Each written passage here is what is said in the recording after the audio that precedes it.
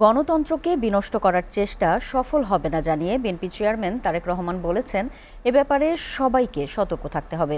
ফ্যাসিবাদ বিরোধী আন্দোলনে গুম, খুন ও নির্যাতনের শিকার ব্যক্তিদের পরিবারের সদস্যদের সঙ্গে মতবিনিময় সভায় তারেক রহমান বলেন, শত নির্যাতনেও বিএনপির কর্মীরা কৌশলের নামে গুপ্ত কিংবা সুপ্ত বেশ ধারণ করেনি।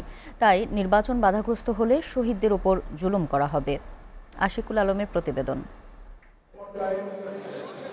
রাজধানীর চীন মৈত্রী সম্মেলন কেন্দ্রে ফ্যাসিবাদ বিরোধী আন্দোলনে গুম, খুন ও নির্যাতনের শিকার ব্যক্তিদের পরিবারের সদস্যদের সঙ্গে মতবিনিময় সভার আয়োজন করে আমরা বিএনপি পরিবার ও মায়ের ডাক সংগঠন। মতবিনিময় সভায় পরিবারের সদস্যদের গুম, খুন হওয়ার করুণ পরিণতির কথা তুলে ধরেন ভুক্তভোগী পরিবারের স্বজনরা। এ সময় দোষীদের সর্বোচ্চ শাস্তি নিশ্চিত করতে বিএনপি চেয়ারম্যান তারেক রহমানের প্রতি আহ্বান জানান তারা। এই স্বাধীন দেশে কি আমাদের বিচার হবে? আমাদের বাবাদের কোথায়? আমাদের বাবাদের কেন গুম করা হয়েছিল? এক যুগের অধিক সময় ধরে বাবার অপেক্ষায় বসে আছি, কিন্তু বাবার মুখটা দেখতে পারিনি এখন পর্যন্ত। অনুষ্ঠানে সাম্প্রতিক সময়ে দেশের রাজনৈতিক পরিস্থিতি ও নির্বাচন নিয়ে কথা বলেন বিএনপির সিনিয়র যুগ্ম মহাসচিব রুহুল কবির রিজভী ও স্থায়ী কমিটির সদস্য সালাউদ্দিন আহমেদ। আমরা এত রক্তের বিনিময়ে জনগণের প্রত্যাশিত শক্তিশালী গণতন্ত্রকে ফিরাবো ইনশাআল্লাহ। যারা ষড়যন্ত্র করছে, নির্বাচন কমিশন সহ সকলের উদ্দেশ্যে বলতে চাই, তাদেরকে মনে রাখতে হবে আমরা গণতন্ত্রে ফিরবো ইনশাআল্লাহ। কোনো রকমের সুযোগ আপনাদেরকে দেব না। তবে এটা আমাদের ভদ্রতা নয়, নম্রতা নয়, এটা আমরা হুঁশিয়ার করে দিতে চাই, কোন রকমের ষড়যন্ত্র আপনারা করবেন না। জনগণের শুভেচ্ছায় সমর্থনে বিএনপি সরকার গঠন করে, তাহলে এই সমস্ত পরিবারকে অগ্রাধিকার দিয়ে তাদের সামগ্রিকভাবে পুনর্বাসন থেকে শুরু করে তাদের সামাজিকভাবে তাদের প্রতিষ্ঠা এবং মূল্যায়ন, যেটির কথা বারবার ভারপ্রাপ্ত চেয়ারম্যান জনাব তারেক রহমান বলেছে, সেইটা তিনি বাস্তবায়ন করবেন। প্রধান অতিথির বক্তব্যে তারেক রহমান বলেন, স্বৈরাচারের বিরুদ্ধে রাজপথে প্রতিবাদ ও আন্দোলন গড়ে তুলে প্রাণ হারানোদের প্রতি গণতান্ত্রিক সরকারের দায়িত্ব রয়েছে। রাষ্ট্র কখনো এর ত্যাগ ভুলে যাবে না। বছরের পর বছর ধরে অসংখ্য গুম, খুন, অপহরণ, মিথ্যা মামলা, হয়রানি, নির্যাতনের পরও কৌশলের নামে গুপ্ত কিংবা সুপ্ত বেশ ধারণ করেনি বিএনপির কর্মীরা।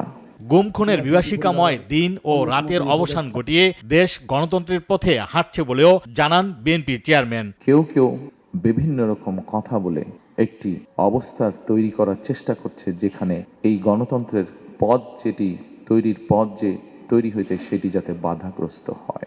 অনুরোধ করব, বাংলাদেশের দলমত নির্বিশেষে প্রতিটি মানুষ যারা গণতন্ত্রে বিশ্বাস করেন, সেই প্রতিটি মানুষকে আজ সজাগ থাকার জন্য, যারা বিভিন্ন উসিলা দিয়ে বিতর্ক তৈরি করে গণতন্ত্রের পথকে আবার নষ্ট করার বা ব্যাহত করার চেষ্টা করছেন, তারা যাতে সফল না হয়। নির্বাচন বাধাগ্রস্ত হলে শহীদদের রক্তের প্রতি জুলুম করা হবে বলেও মন্তব্য করেন তারেক রহমান।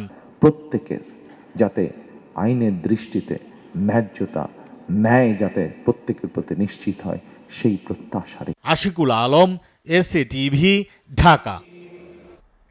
প্রতিহিংসার রাজনীতি করেননি বেগম খালেদা জিয়া। গণতন্ত্র প্রতিষ্ঠার পাশাপাশি তিনি রাজনীতিতে নতুন ধারা সৃষ্টি করে গেছেন বলে মন্তব্য করেছেন বিএনপির স্থায়ী কমিটির সদস্য ডক্টর আব্দুল মঈন খান।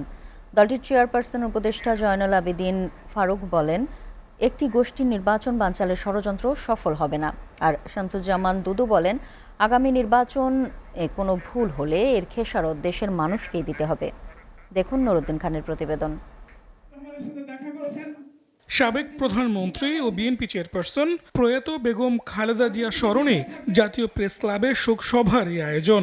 এতে যোগ দেন বিএনপির স্থায়ী কমিটির সদস্য ডক্টর আব্দুল মঈন খান সহ দলটির কেন্দ্রীয় নেতারা।